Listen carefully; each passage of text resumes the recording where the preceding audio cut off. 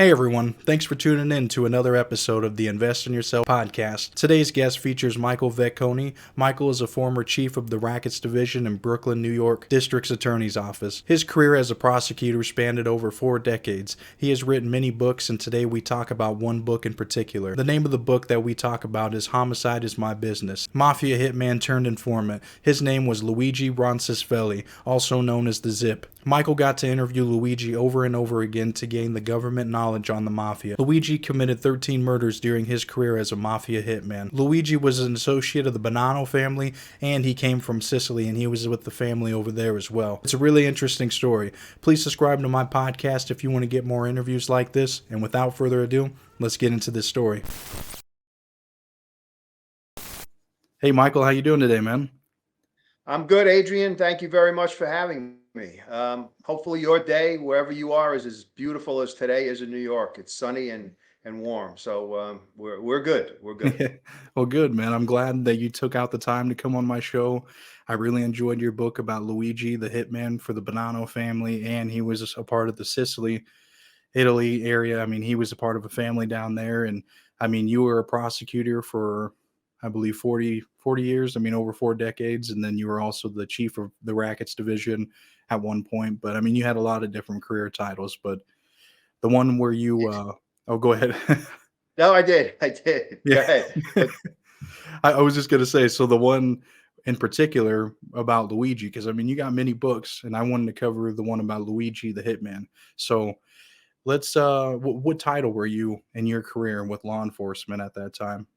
Well, I started in the Brooklyn DA's office when I first graduated from law school, and that was back in the '70s. And I stayed there for about 8 years, and then left and went into my own practice. I had my own law practice for about 10 years, and then a new DA was elected, and some of the people that he hired were friends of mine from my first stint in the DA's office, and they needed someone to try cases, and I was a trial attorney, and they asked me if I wanted to come back, and I did. And I got promoted. I mean, 2 months into my stint, I was promoted to chief of the homicide bureau, then chief of trials, and then ultimately chief of the rackets division. And I spent 13 years as chief of the rackets division from about 2001 to about 2013. When the DA lost his election and a new DA came in, and I decided it was time to leave. So and then it was time to write books, and which is what I did. So Yeah. Yeah, I mean, you have a, very wide span of books that you've written. I mean, you said that you did one while you were in law enforcement, while you were actively did. working, and then after you wrote more. And the one that I really enjoyed was the one about Luigi. And how do you say his last name? I don't want to pronounce it wrong. His name is Luigi Ronsisvalle, Ron. just the way it's spelled, Ronsisvalle. And it was a name that certainly grew up in an Italian American family, and my parents were first generation Italians. My grandparents were immigrants who came over and settled probably during the early 30s in New York. So I was used to a lot of things that Luigi was familiar with, and he was familiar with a lot of things that I was familiar with. And the one thing that I wasn't familiar with is his last name. That was a name that was very new to me. I had never heard that before. Very unique. And Yeah.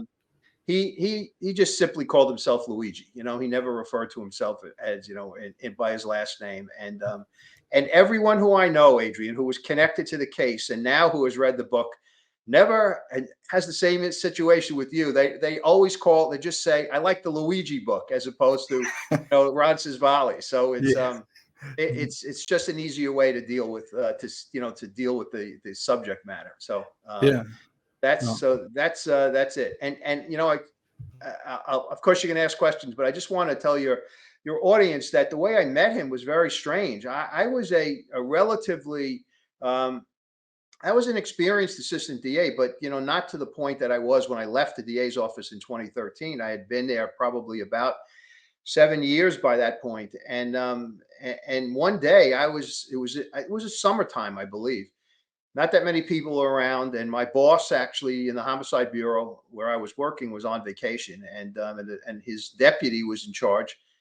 And Luigi and this guy walks into the office in between two detectives from the New York City Police Department. And I hadn't seen him because I was in my office. And then I get a call, come to the boss's office, which I did. And the two detectives were there. And they had Luigi somewhere else. I think he was handcuffed somewhere, and he wasn't in there. And my boss said, "Listen, these guys are here, the two detectives, and they have an informant, a guy who's been with them with the FBI, and he's got information, and he wants to. They're giving them to us to use for cases that we have." And he said to me, "His name ends in a vowel. Your name ends in a vowel, so he's yours. Go." And Oh, how perfect. yeah, so that was it. So I went into my office and they brought him in. And Adrian, you read the book or listened to it, and you heard my reaction was, this guy is a hitman. I mean, he was about 5'6". He was as round as he was tall, and it was just not my my vision of a guy who was doing hits for the Mafia in Sicily and for the Mafia in New York. And we sat down and hit it off immediately. It was just a my boss was prescient about that. He knew that the Italian background would work. And Luigi and I then spent, I would say, about 3 months together, maybe even a little more, talking. And he was giving me information, and we were making cases and things of that nature. So that's how I became part of his life, and he became part of my life. Yeah, and I mean, he really. I mean, before they brought you to him as well, I think they had told you, yeah, this guy's admitted to committing 13 murders, and then then Luigi, once you guys started talking, he's like, yeah, I actually know you, Michael. You were a prosecutor for Bill Catullo, Wild Bill Oh, Catullo. Yeah, exactly. I yeah, had done a case involving Billy Catullo, who was a Colombo at that point, the Colombo enforcer. He was not a boss at that point, and the time that I had him, and I prosecuted him 3 times. Actually, we had a very difficult situation with witnesses being lost. And the first time and just to get off the subject for a second, in terms of Catullo, the first time that I tried the case, I had a great case. And with little problems here or there. A couple of witnesses were not exactly the way I would like to have them to be, but it went in beautifully, in before the jury. And we didn't get a conviction. It was a hung jury, and it was 11-1 for conviction. wow, And I thought for many years after that a particular juror who I didn't excuse from the jury during jury selection, who had come from the neighborhood where Catullo was raised and where Catullo operated, etc. I thought he was the problem. Well, years later, it turns out that a detective friend of mine, who I actually turned Luigi over to at some point later in my career, tells me that during the President Reagan's Commission on Organized Crime, there was an attorney, a dirty attorney, who testified on mob lawyers. Well, it turns out he was Catullo's lawyer for that case, and wow, I knew him very well. And during his testimony, he said that case that I tried was fixed. And it was not that guy, the juror, the male juror who I thought it was. It was a young woman who was in the second row of the jury box, who lived in the neighborhood and knew people who knew people, and they got to her and they bribed her, and she was the one who cast that one vote. And ultimately, we had to try the case again and then again. And by the time the third time around, Adrian, if you know anything about trial law and this kind of trial business, witnesses, they get worse as time goes on, because first of all, the attorneys know what they are going to say. They have the ability to set up cross examinations based on mistakes that they may have made in the first time or the second time. It turned out to be a really difficult case, and Catullo beat it. And later on, the detective who became a friend of mine, a detective, said to me when he was involved in actually arresting Catullo later, many years later, and he said to me one day, he said, "Mike, you know what Catullo's first words out of his mouth were? How's Vecchione doing at the DA's office?" And he said he was the most frightened in his entire life during that case, because he knew that he was right on the precipice of being convicted and going to jail for the rest of his life. So, Wow. anyway, so yeah, so Luigi remembered that. Luigi Yeah. remembered that, and I think it helped. It helped a lot, in terms of him trusting me and knowing that I was not the kind of guy who was going to, to do anything except tell him the truth. So, Built more credibility with him, yeah, with yeah, Luigi, yeah. Well, he had come to us, and you know this because you read the book, but he had come to us from, first of all, from the FBI. He had turned himself in to the FBI because he had gotten, I don't want to get ahead of myself in the story, but he had gotten vibes Mm-hmm. that the American mob was not ever happy with him, and they may have, and maybe they were going to kill him. And when they didn't respond the way that he thought they should respond to him being arrested for a street robbery, he said, I knew, Mike, that I was going to be killed in jail, so I had to get out. And he wound up getting bail. He had been bailed out by his brother-in-law. He walked into he walked into a police station after the mob wouldn't put up money to get him out of the country, and said to the desk officer at the precinct, "I want to talk to the FBI." Damn. And they spent days with him, and he gave them everything they needed to know about some federal cases that were pending. And one of the things that they do, Adrian, is when they interview people like him, informants or potential informants, they ask him, they ensure that they are told everything about this guy's background, including things that they didn't even know about. And one of the things that he talked about, one of the murders he talked about, one of the 13, was a case that I had. It was a case involving the murder of a chef in a very popular Italian restaurant in Brooklyn.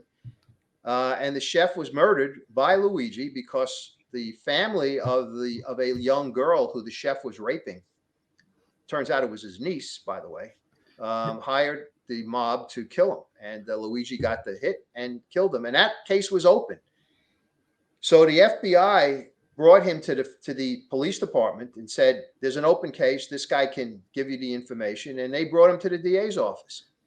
I believe the reason was the police department didn't want to put him up in a hotel for for months and months while they debriefed him. They figured, let the DA's office pay for that stuff, and we did put him up, and and that's how I got him. So Okay, so if we can segue into like Luigi's early life and how he joined the sure, mafia. I mean, he's from Sicily, and from my understanding as well, I mean, from the book, a direct quote was, as a young kid, he had said he knew how to speak, or no, what was it? He had said that he knew about the mafia before he could write or speak, the correct, language. So, you know what I correct, mean? So, I mean, the correct. mafia was around there for, Well, everywhere.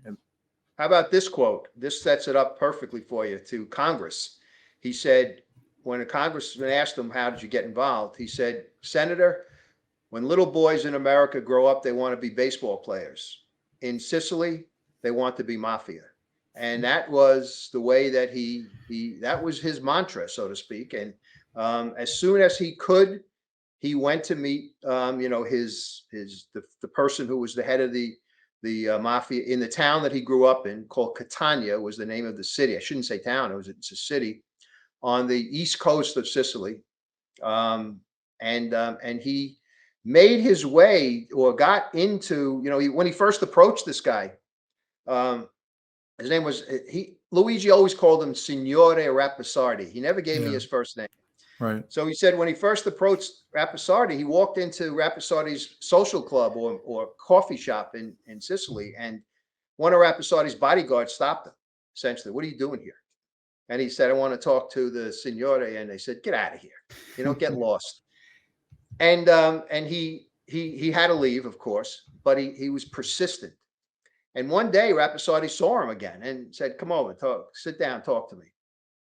And Luigi impressed him with his, the way that he wanted to live his life, his knowledge of the local mafia, and it was clear to Rapisardi that this was a loyal guy. This was a guy who took the code, so to speak, of the Italian mafia about honor um, very, very seriously.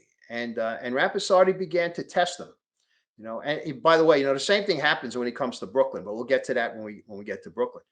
And Rapisardi gave him small jobs to do, things that the kind of the hanger-ons do. There's a guy owes me money because he didn't pay me after he lost a bet, or I lent him money and he didn't pay me. So he would send Luigi out to do those kinds of collecting jobs, and Luigi was very good at it. Yeah, I He think was he would even burn down, businesses or establishments or people that didn't pay him, is what he had said in the book. And I mean, he was just an errand boy from the beginning. correct, very much so. That's a perfect way to put it. Hmm. Until he did enough for Rapisardi to basically give him his first big job. And this was something that had a real impact on Luigi, because keep in mind, Adrian, he wanted to be a made man in the Italian mafia. He wanted to be a member of the group, a member of the club.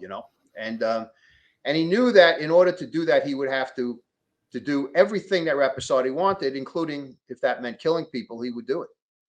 So Rapisardi tests them, and Rapisardi gives him something which I always thought was kind of strange, because Luigi was doing the little, running around, kind of errand boy stuff, and then Rapisardi gives him his first hit, Yeah. and it's not in Sicily, it's in Italy, on the mainland, in Milan of all places, which is a center of industry and fashion and economics, and it's a metropolitan, a very big city in Italy. And Luigi, I remember Luigi telling me, he said, I'd never been to Italy, even. I'd never been to Milan. I didn't know what to do. But he had to do it. And what Rapisardi wanted him to do was to kill a guy who was a businessman in Milan, because he owed him money. And Rapisardi had tried to get the money, and he couldn't. Honor was a big thing for these guys. A strange kind of strange thought as to what their role, what their concept of honor was. But Rapisardi knew that if he allowed this guy in Italy to continue to not pay him, then it's going to look bad for him, and he's going to have people in Sicily maybe doing the same thing. So he needed him dead, and he sends Luigi, and Luigi tells me that I know tell my wife. I know tell my wife where I'm going. I just no come home. I tell him I got some business, and I go. And he told me about how he had to find his way to the ferry and then across the Mediterranean to Italy, landed in Naples. Then he had to take the train up north to Milan. And this is what he did. And this is what he did in every single homicide that he told me about. He didn't just simply barge into some place and do it. He was a guy who surveilled, believe it or not. I know that that's a law enforcement term, but that's what he did. He watched and he identified the guy, and he was able to get his pattern down. When did he leave for work? Where did he work? Where did he live? What did he do when he got home? Those kinds of things. For a couple of days, he did that. Yeah, no, and I remember from reading, and obviously, I mean, all the other hits he was involved with. I mean, he would actually, you're right, he didn't just go in and burst into any place. I mean, he just like the FBI would do. Would do homework. I mean, it's weird, Correct. you think about it, but I mean, it's like that's just their mindset. I mean, they don't want to get caught, and I don't know. For them, it's just another job. I don't know. Yeah, it is. It was just another job, except that Luigi had this unbelievable code of honor, his own code. And basically, he had no problem killing the people who he killed, because he told me that they have no honor, Mike. He said they all deserve to die. And this is why with this guy, he loaned, or he either borrowed money or lost money to Rapisardi. And in Luigi's mind, that meant that you got to pay it back. And when you don't pay it back, it's dishonorable. It's disrespectful. And now to us, you don't go and kill somebody. You may file a lawsuit to collect the money, but you don't kill them. But to them and to him, that was okay. He knew that in his mind, killing this guy was fine. That was part of this whole honor code. Right. So he does it, and he kills him. and he makes his way back to Sicily.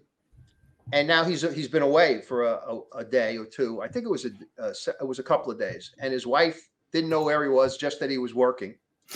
And he told me that when he came back, he knew his wife was going to be angry with him or pissed off or something of that nature. So he remembers stopping at a florist in Sicily in town and buying her a big bouquet of flowers, and he brought it home to her to kind of make sure that there was no trouble at home.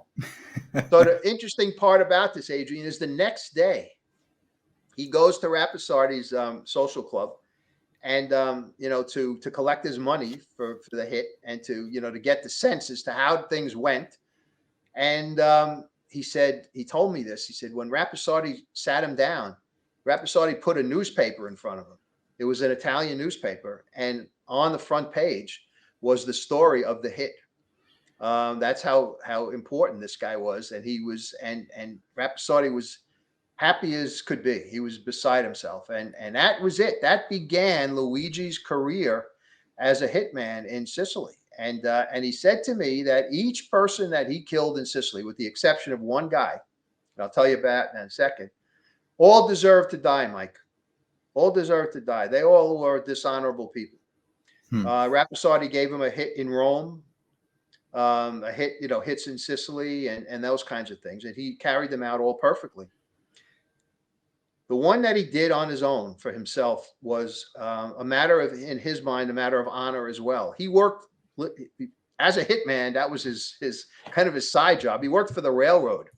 That was a side job. Sicily. He did. And there was a time when one of his co-workers got into an argument with him and disrespected him, called him names, and was talking about him behind his back. And he said, "He'll get away with that." He said, "That's dishonorable to me." And he killed him. That was the only time in Sicily. He did it once in the United States, but all the other times were people who Luigi said deserved to die. And he was very, very successful. And of course, the thing that led him to America was he one day went to Rapisardi and said, "I want to be made. How come you're no making me? I want to be, I'm a man of honor. I want to be a man of honor." That's what they call themselves in Sicily. And Rapisardi, brushed them off. And I believe, Adrian, that it's because of the way that he looked. I really believe that. I believe that he wasn't something that these guys didn't look like the kind of person that they wanted to be part of their group. Now, it's a strange situation, but that's what I thought. And I don't know if I'm right, but I think the same problem happened in America. But Rapisardi pushes him off, says, "Oh, it'll happen. But he says to him, "I have a suggestion, essentially. Go to Brooklyn. Go to Brooklyn. The American Mafia will make you sooner. And in Brooklyn, they need people like you." And from the book what the reason was. Carmine Galante and Joe Bonanno had set up this whole drug pipeline that ultimately was known as the French Connection, later became known as the Pizza Connection. And they were doing it without the sanction of the other families in New York. The Bonannos had set this whole drug operation up where ultimately they were making millions of dollars a week. At that time, we're talking about the 60s. So can you imagine how much money that was? It was unbelievable. And unlimited amounts. Yeah. And they did not want to share and weren't going to share with the other families. And they were also breaking, quote unquote, the code. The mafia doesn't sell drugs. I mean, that is such a joke. It's unbelievable. So they needed hitmen. They needed warriors. They needed soldiers who were going to protect the Bonanno family in the event the Gambinos or the Colombos or the Lucchese's or the Genovese came after them. And they were recruiting guys from Sicily, people that they derisively called zips when they came to America. They were looked down upon, the Italian guys that came over. And Luigi, the title of the book is Luigi the Zip. Yeah. Homicide is my business. Luigi the Zip, a hitman's quest for honor. The title Zip, or the name Zip, comes from this era where these guys from Sicily, who were uneducated for the most part, talked very rapidly, used their own today we would call them ghost guns. Back then they called them zip guns. And that's how the name came about. But it was a derisive name. It was a name that was essentially one that the American Mafia called these guys from Sicily. And part of the reason was that the American Mafia guys were not jealous, but they were envious of these guys because they were being treated very well by the bosses, because they were protecting the bosses, in terms of having the guns. Yeah. So I Luigi, mean, that was just add in a little bit. I mean, yeah, they would do all the hits, and they were more ruthless. It didn't matter to them what, like you said, the zips. I mean, they just, because we're from didn't where care. they come from, it's like that. But here in America, it's like, I mean, it's not supposed to be like that at all. But that's why they stood out so much. And you're right, they Exactly. got that. What were Exactly. Yeah, exactly. and Go ahead. you I'm were, sorry. I was going to say, so you were about to say Luigi. Oh, so he's told by Rapisar to go to Brooklyn and use my name and go to Knickerbocker Avenue, which is a place in northern Brooklyn, a street in northern Brooklyn where the Bonannos had their headquarters. I mean, that's where they operated out of, particularly their gambling and loan sharking operations. And he told them to go there, use my name, and you'll be accepted immediately. Well, it didn't work out that way. He comes to America. He gets this small apartment for his wife and two daughters and himself. And he shows up on Knickerbocker Avenue and walks into the social club. And the same thing happened to him as happened to him in Sicily. He walks in and they say to him, who are you? He says, I want to talk to the boss. And no, don't happen. Well, it took him a few times to go. And finally the boss spoke to him, not the boss, but the underboss spoke to him and sat him down. And of course, same thing happened. Exactly the same thing, Adrian. He gave him the throwaway jobs, collect money, do this and that, but he was good at it. And a lot of the people in Brooklyn at the time were Italian immigrants. They all spoke Italian. They were, and Luigi spoke Italian, and so he could talk to them and collect. And also, he was quite frankly a menacing figure. He was not a guy who took crap from people. So. Right. Once again, he worked his way into the confidence of the bosses. And the big thing for the Bonannos at that time was gambling, in addition to their loan sharking operation. And they had illegal casinos on Knickerbocker Avenue, mostly above the second floor, above social clubs or coffee shops. And one particular one, Luigi, the guy that ran it, had a problem in terms of two problems. One, first, people were not paying him back for his loan shark bids, which is not uncommon. And Luigi was doing a very good job collecting, but he had another problem, and the problem was that he was somewhere along the line he wasn't making enough money at the casino. Things weren't working right, and he found out. He wanted Luigi because Luigi was a gambler, by the way. I didn't mention that to you. He was a gambler and he was a womanizer and he drank. And so Luigi knew about gambling. In fact, that was his downfall because he never had enough money. He always was doing these jobs because he needed money all the time because he kept losing. He was a bad gambler.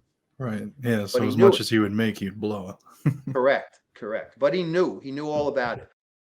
And the guy that had taken him in was a guy named DeQuana, Pino DeQuana. But that was not the boss. He introduced him to the boss, and the boss said, listen, I have a problem with the casino. I want you to go upstairs. He was upstairs from the social club, and sit and tell me what's going on and what's wrong. And he found out immediately. He went up there the next night, sat and watched a particular table of, I think there was a blackjack table. Mm-hmm. And he found out what happened immediately. Apparently, two actually Gambino soldiers were basically using counterfeit money to play the game, and they were and obviously that was part of what was something that they had to throw away. So it was not part of the profits when they counted up the money. And Luigi discovered it very quickly. Now, why someone else didn't, I have no idea, but he did immediately.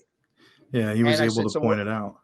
What'd you do? Exactly. I said, I said to him, what'd you do? He said, I called the two over when I'm at the bar and I say to them, I know what you're doing, essentially, in that broken English. He said, steal. He said, do it ever again. And they were, who are you? And he said, I'll tell you who I am. And he told them, and he said, basically, I'll kill you. And they knew. They knew. Well, that never happened again. They left. You're not wanted here. They never came back. And that really kind of made an impression on the boss. And one day, the casino, one of the dealers had, I don't know, took ill or something, and they needed a dealer, and they gave it to Luigi, and that's how he does his first hit in America. And if you want me to tell the story, I'll be happy to. Oh yeah, absolutely. That's what I've been following along on my notes and stuff. So yeah, no, Yeah, that's you're yeah. literally covering each point as Yep. we So go. So yeah. he's dealing blackjack, and the table is made up of the players are all made men in the Bonanno family. In fact, Mhm. one of them was a capo, Do and you during recall the his time, name? I never got the name. I never got the name of the players, and I'm not sure Luigi even knew. If he did, he didn't tell me. Oh, okay. It was not important No. to me at that time. And so he said that he listened, and they were talking about one of their guys, one of their own, who needed to be hit, needed to be killed, and it was a very, very disturbing conversation to them because they knew that the boss wanted this guy killed. And what was the reason? He was a made guy in the Bonanno family, and he was putting out or pimping out a young widow of one of the other guys from the family. The widow, he died. The widow was a young, beautiful Italian girl, and he had conned her into his sphere, so to speak, and I think pretended to be, to care for her. And yet what he was doing was essentially putting her out and having her be a prostitute for anybody who would pay him. And because of the way she looked, because she was clean, because of all that, he was making a lot of money. And she finally had had enough and told her parents what was going on. Well, as happens in that neighborhood and in those days, the parents didn't go to the police. They went to the local mafia capo and told them the story. That was a no-no. That was a mortal sin for the mafia, and they had to kill this guy. But none of the people at the table, Adrian, who knew him, wanted to do it. Luigi is dealing, and he says, "I'll do it." They didn't Just know like anything about him. They didn't know who he was. They knew he was the the schlub dealer who was dealing. And they go, what? And the capo then says to him, really? And he tells him, he says, I can do it, no problem. Go check me out. And he goes and speaks to DeQuana and the other boss. And they think very highly of him, and they tell him, yeah, he could do it. And they give him a hit. just And like what that. he does is he does what he did in Italy. The surveillance, where the guy worked, how he went to work, where he lived, etc. And he scoped him out. And he tells me the story about when he finally felt it was good to do it. He walked up to him the guy would leave for work. He had another job. I forgot what it was, but he had another job, and he left early for work. And he lived in Brooklyn, not far from the Knickerbocker Avenue section. And Luigi walked up to him as he was getting into his car and shot him in the head, killed him, and left him on the street. So what'd you do next? He said, what I do is I go to Atlantic City. That was the other part of what do you do. As you know, he had to get out of town. He says, because the heat would be on me. So I get in my car and he drives to Atlantic City. Now, at that time, Adrian, Atlantic City wasn't a gambling mecca as it is now. It was before gambling came in. But Luigi was able to hide. He went down, stayed in a hotel. He liked the idea that there were bars, and he chilled for about 4 or 5 days. Came back to Brooklyn. He was a hero. He was a hero. Everybody who was involved in this whole thing, he had taken the weight off their shoulders. The guy that deserved to die in his mind and their mind was done. He did it. They didn't have to worry about people saying, how could you kill one of your own? And he became a hero. And from that point on, he was given the hits that he did, and he did 13. And as I said to you before, only one of these was done for himself. The rest, he said, Mike, I all deserve to die. And there was one that I'm sure that you'll want me to talk about, the one that kind of sticks out of my mind and has everybody I talk to about this, and anybody who's read the book always talk about this one particular hit, which is the one where he killed the brother-in-law of the Newark, New Jersey police officer. And getting a little ahead of myself, but if that's we can, you can ask some questions, and I'll be happy to Yeah, I was just keep going to going. say that before this really boosted his status in the whole Bonanno family. I mean, it Oh really yeah, this after that. I mean, he was given hit after hit, and I mean they knew that they could rely on him to get the job done. I don't think he ever talked about fumbling a hit, and messing up on it. I don't no, recall he hearing that. I mean, he, he he did didn't. He didn't. He no, didn't. They were all very well done and very well, and he never got caught, obviously, and and never came back onto to the mob family that he did it for. And you know what? I think I have to say is that he was so successful that the Bonannos loaned him out to the Gambinos. You know, the Gambinos and the Bonannos did share a part of the drug business. They did.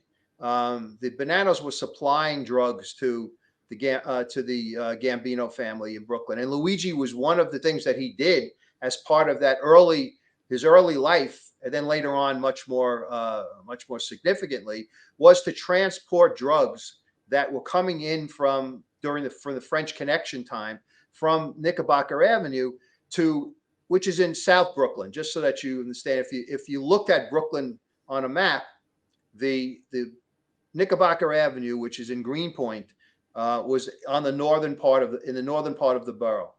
Bensonhurst, which is the section of Brooklyn that the Gambinos controlled, was in the southern part of the borough. So when drugs came in to Knickerbocker Avenue, they needed to be transported from Knickerbocker Avenue down south to Bensonhurst. It took maybe 5-6 miles, maybe a little longer.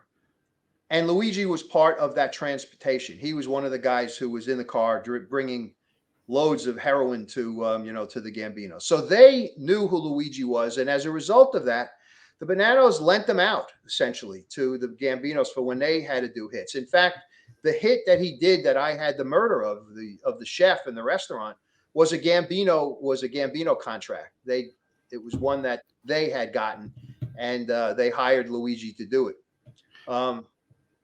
So he was very, very successful, as you said. He did not fumble anything, and that's why he was so angry in the end that he was not made. He right? was Yeah, he really, same really problem. wanted to. Oh, He, absolutely, absolutely. And they kept putting him off, and I believe it was the mentality that he's only a zip.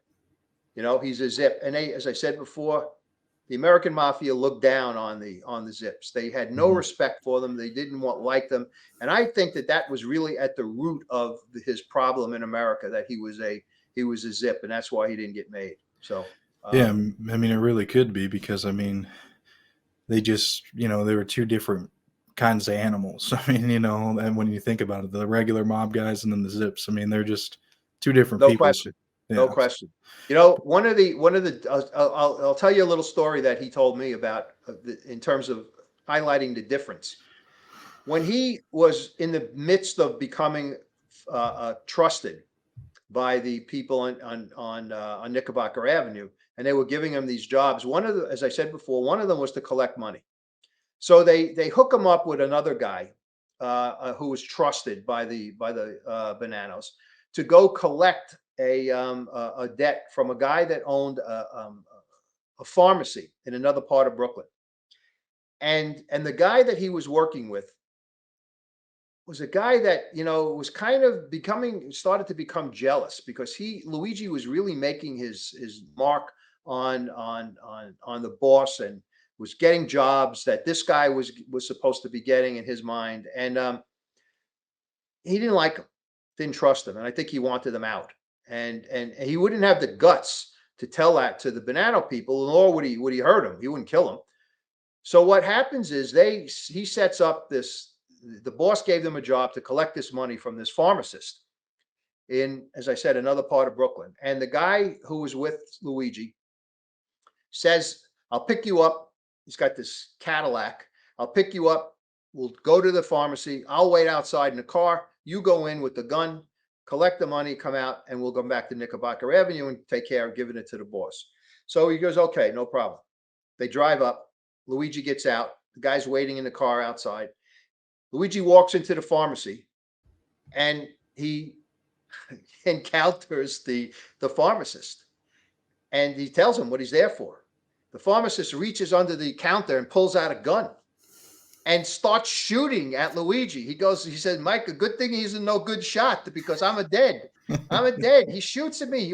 They never told him that the guy had a gun. He was set up. And the clincher was when Luigi made it outside of the pharmacy to escape, the guy in the car was gone. Yeah, that's obvious. So it was very obvious what was happening. And Luigi now made his way back to Knickerbocker Avenue, went into Rapisardi and to Daquana, said, "I want to kill this guy." He said, "No, you can't kill him. He's a made man." And he tells him what happened. Well, there's a sit down that night so that they can calm everything down. And what does the guy do to calm him down? He gives them half of what they would have collected as the fee for doing the collecting, the money collecting.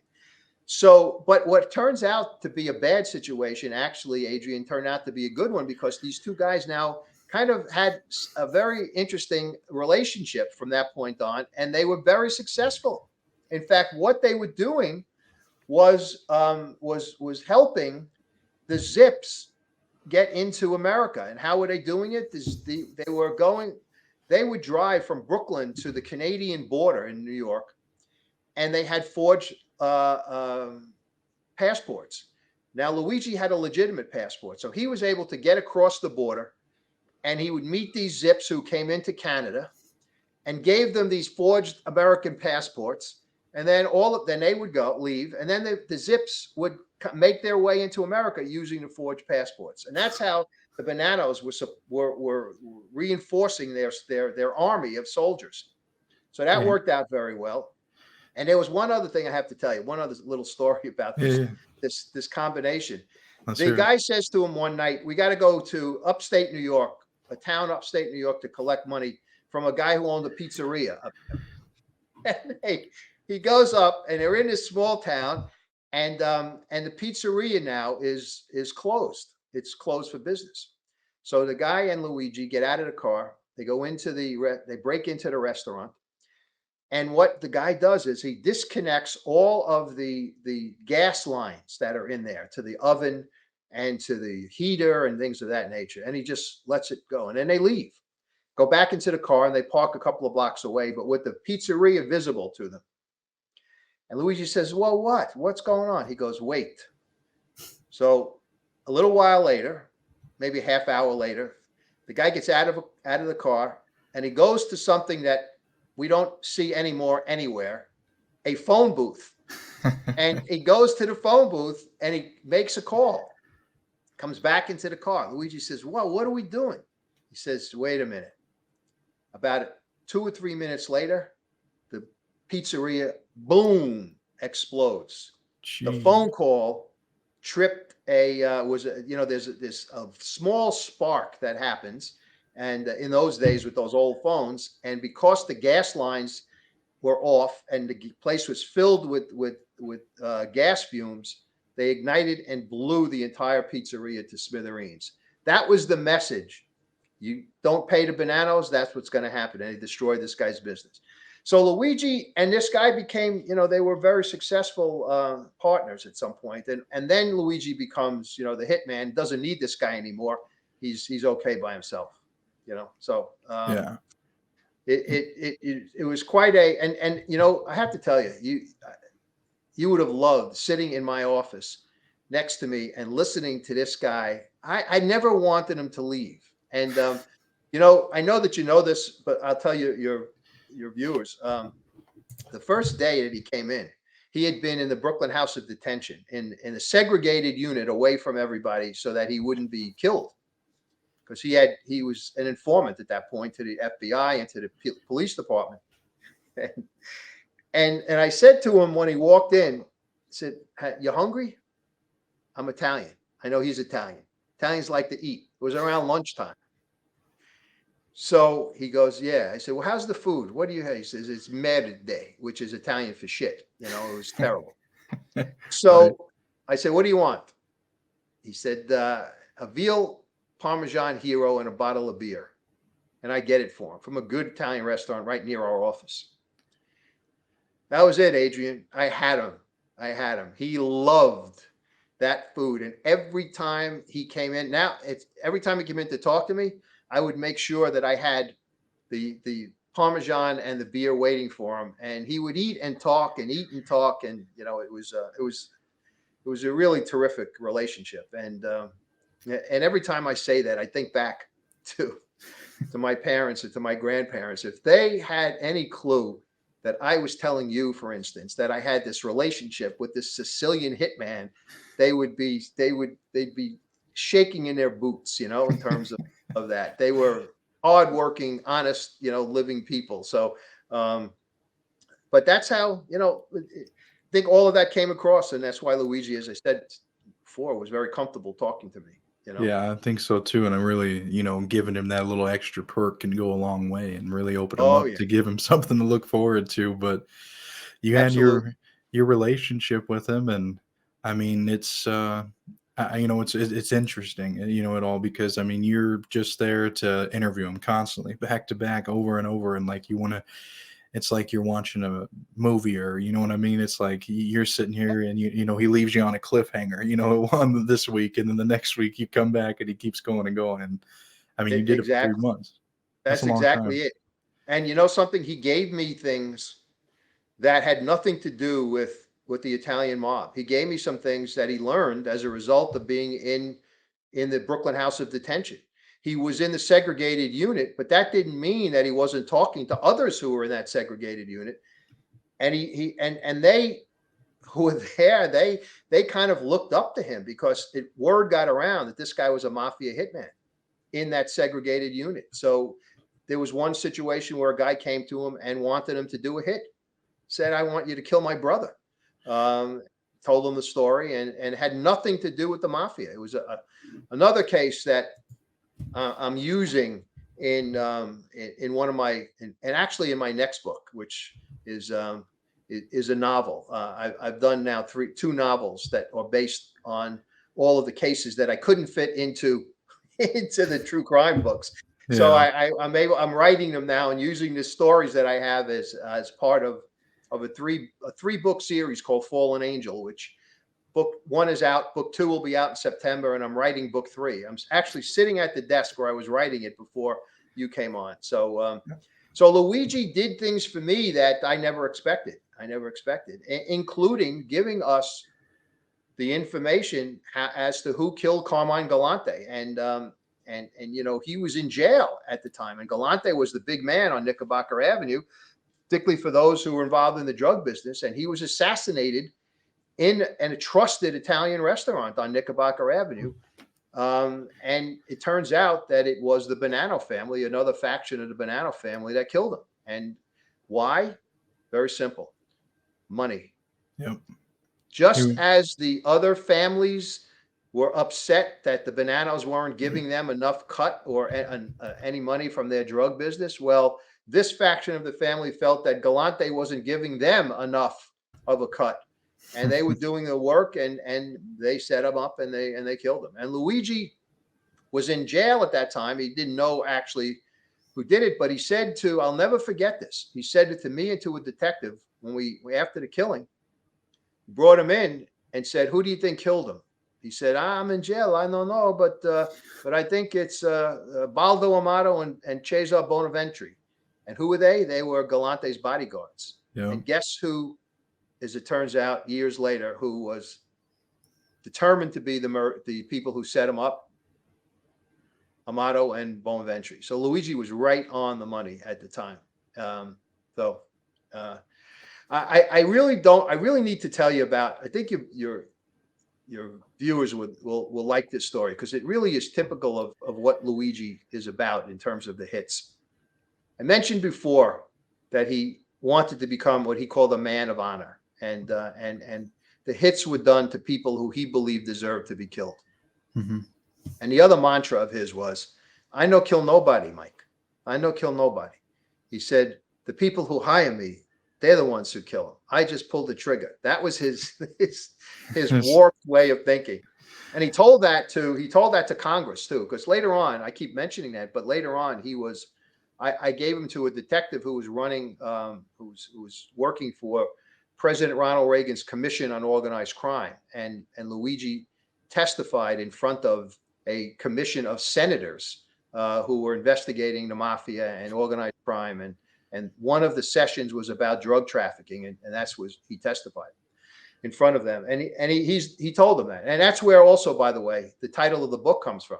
When the senator asked him to introduce himself, he did, and he said, he said, "And Senator, homicide is my business," and then he was off on his testimony. So Wow. this is typical of his business. So he gets a call one day from DeQuana, and DeQuana brings him down to Knickerbocker Avenue. He needs him to speak to him, and he tells him about a hit that he's going to give to him. And he sits and he tells him the story that one day DeQuana's at the social club, and this guy comes to see him, to visit him. And it turns out that the guy was an old friend of DeQuana's from Sicily. They grew up together. And when they came to America, DeQuana became a mafia figure. He was in Sicily, but he became a mafia figure.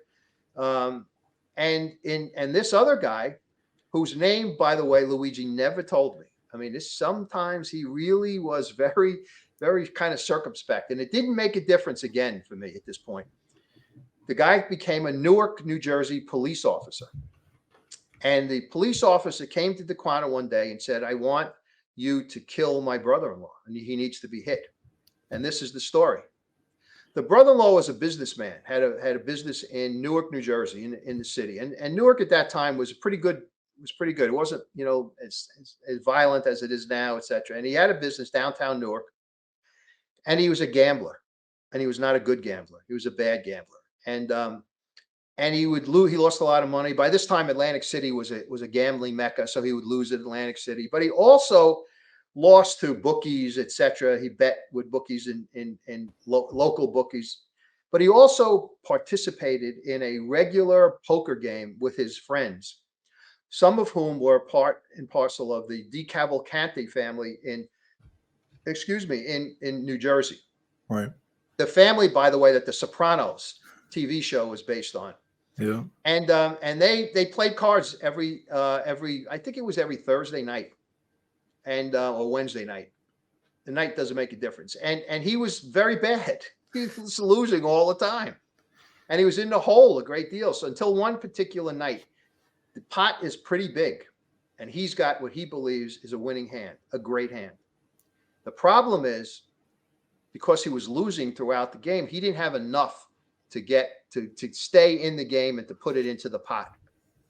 So what he does is he puts his wife up as the ante, and he loses. And the deal was that if he lost and didn't win the pot, that the other three guys that were in the game with him were going to be taken back to his home and basically have sex with his wife for the entire night. Jesus. He goes home, and his wife is sleeping. He wakes her up, tells her the whole story. She's, of course, beside herself. And she tells him, she said, they're going to kill me if you don't do this. They rape her all night long, Adrian. The next morning, she wakes up and calls her brother, who is the newer cop, and tells him what happened. He can't go and doesn't want to go. He doesn't want to kill him himself, although he wanted to, but he can't.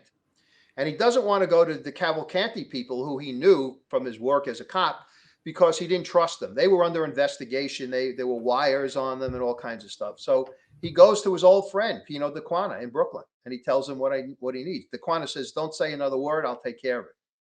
And he calls Luigi in, sits him down, and he tells him that how much he was going to pay. Luigi says, I don't care. He said, "This guy deserves to die." And he said to me, "Mike, who can you imagine doing this?" He said, "This is a guy that really deserves to die."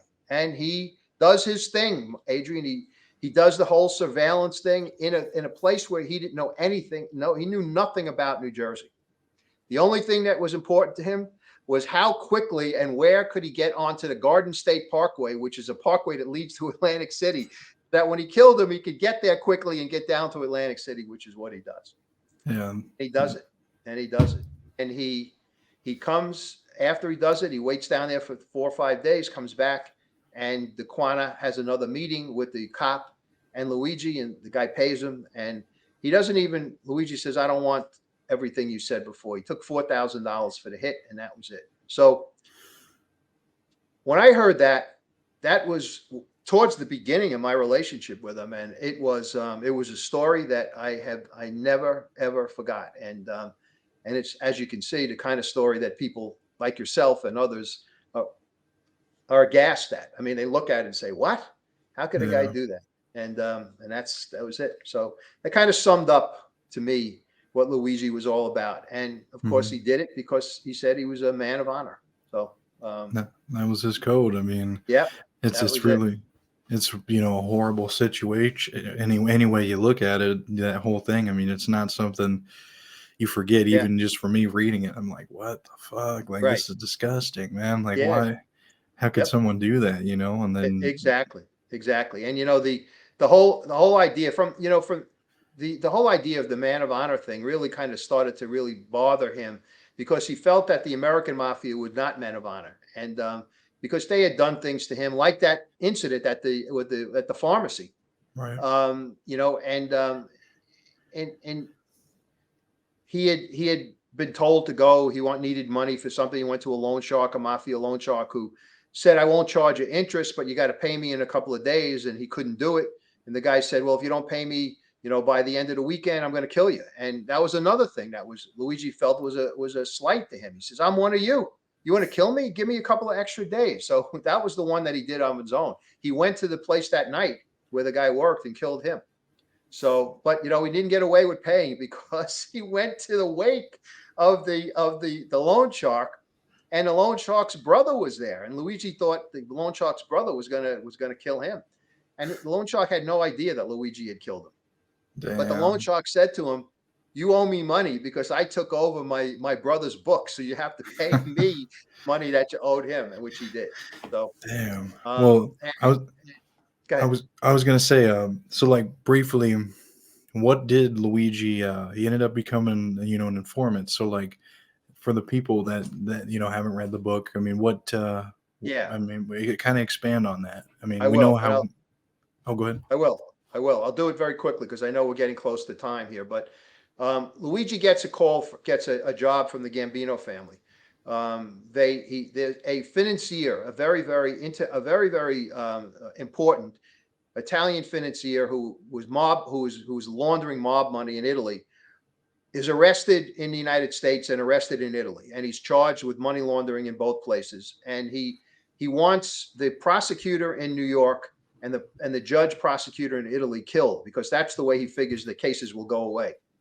And he's put on to, he's hooked up with Luigi by the Gambinos, and he tells Luigi what he wants done. And he tells him, "I'll give you 100,000 for both, 100,000 for each, I should say." And Luigi tells him, "No, I'm not doing it." Because he said to me, "Mike, if I kill a prosecutor in New York, I might as well kill myself." He says, "It's over." Right. Well, when Luigi turns this guy down, his name is Michele Sindona, who was responsible for the bankruptcy of the fall of the Vatican Bank, the fall of a bank in New York. Sindona, he knows Sindona. Once he turns him down, he knows Sindona will kill him. And unfortunately for Luigi, he gets arrested for a robbery on the street, and he's in jail. He needs $500 to get out of bail. He knows he says to me, "If I stay in jail, he's going to kill me." And he gets his brother-in-law to put the money up, and says to Sindona when he gets out, I'm going to I'm going to leave New York. I'm going to leave the United States. I need $30,000. You know how much I know about you, essentially. I need you to help me get out of town." He tells him no. Luigi says, "Okay." Walks into the precinct and tells him, "I need to speak to the FBI." And that's how he becomes an informant. He gives the FBI the information about the hit on the federal prosecutor in New York, the hit on the judge in Italy, and everything else that he knows.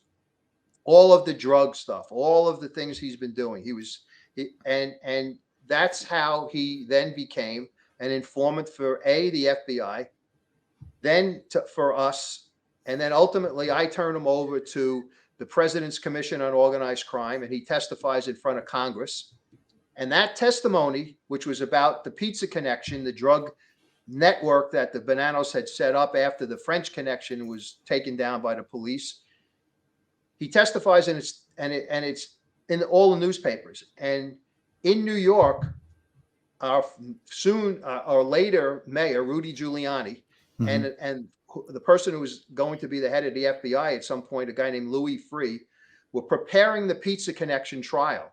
There was a whole list. I have actually the indictment on the pizza connection is in the book, and you can see all of the people that were indicted.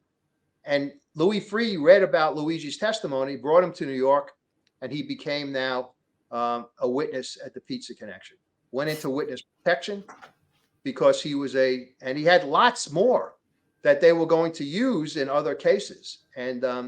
But he hated witness protection, Adrian. He couldn't stand being in a witness protection unit. It was so different from his lifestyle that ultimately he winds up killing himself, and because he can't live that way. So that's how he became an informant, because the mafia were not honorable to him. They didn't understand that when he said no, he meant no. And he had done so much for them.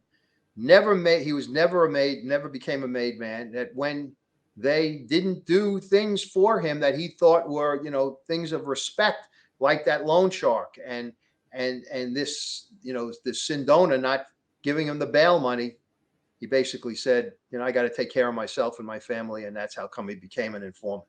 And I have to tell you that I'm very happy that he did, because it was a time in my life and a part of my career that obviously I'll never forget. And I never did, because it was the fourth book that I wrote, and I Mhm. always wanted to do this. And after we did 3 before, my ex writing partner and I decided that we were going to do the Luigi story, and I'm happy I did, quite frankly. Yeah, I mean, he really, by him becoming an informant, I mean, he presented all this new information about all these guys and their Yeah. crimes. And I mean, even for you, I mean, it's just like, holy shit. I mean, you had your suspicions of who guys were, but then when Luigi confirmed it, it's like, wow. I mean, Oh, he exposed a lot of the exactly. mafia and their Exactly. stuff. But I mean, what do you think's going to happen when you don't have a happy soldier? You know what I mean? And that's what he Yeah. did. I mean, Yeah. they Yeah. didn't treat him the way he wanted to be was expecting to. So I mean, that's what happens, and that's what happens in so many guys' cases that ended up flipping and that are out now. And I've interviewed. You know what I mean? That's what they always have, that breaking point, Yep. and then they Absolutely. go in and they start cooperating. But He was a different breed of cat, so to speak, Luigi. I mean, when he said, "I show you honor, you need to show me honor, and if you don't, then you know what, I don't want to be part of you anymore." And I said to him at the end, and this from the book, and we write this, is that he ultimately did become a man of honor, not the way he thought, but he came and gave information about some very, very bad people, and took a lot of bad people off the street. And to me, that was the honorable thing to do, and he did it. So if he's up there looking down on us, or down there looking up at us, then Luigi, you did become a man of honor. So yeah, um, what to kind of wrap up now, where can the people find your book? I mean, Amazon. I think it's everywhere, really. it's on Amazon. It's also an audio book on Amazon. You can buy it as an audio book. You can go to Tantor Media, which is the seller and the producer of the audio book. It's on Barnes and Noble. It's on Walmart. I mean, you can get it online everywhere. And Everywhere. and can I hold up the copy? Yeah, yeah, The yeah. book? This is There what it it is. looks like. There's Luigi right there. There he is. That was a mugshot that I was able to get from the detective. One of the detectives who passed away was a good friend of mine. I went to grammar school with him, who I turned him over to Mhm. before he went down to President's Commission on Organized Crime. He gave me his entire file, and it was a wealth of information for me. I had all kinds of stuff in there. So that mugshot came out of that file. Yeah. Well, So that's where it can be found. yeah, well, no, I really enjoyed this episode, and I really enjoyed the book. I mean, I highly recommend it to anybody that enjoys true crime, mafia content. I mean, this is just history between the mafia in Sicily and New York. I mean, this is just full of information. If you're interested about the pizza connection, I mean, there's so much that goes into this, and Yeah, I yeah. mean, We didn't even touch on the pizza connection, but that's a no, whole other chapter in his and it's life. So, yeah. an So interesting one too. Yeah, yeah. so if So people want to see it, they can go on the book, and I'll put it in the video description. This is as close as we're ever going to get to interviewing Luigi and hearing about his life in the Mafia. Michael did a damn good job writing this book and did plenty of research and homework. Please comment any key takeaways that you got from this interview. I do enjoy commenting back and forth with people. I appreciate all the good support we've been getting on this channel, on this podcast, and on my other podcast, A Lifetime of Mafia Tales. I appreciate all the good feedback we're getting, and it's really good to hear from everyone. Please share this video with anyone that you think will enjoy this type of content. Also, please don't forget to hit subscribe if you want to get more interviews like this. The book me and Michael talked about today will be in the video description below. The last thing that I'll bring up is the Mafia playlist of all my other Mafia related interviews I've done in the past. You can click that at the end of this video and keep watching more interviews that I've done. Thank you again for watching.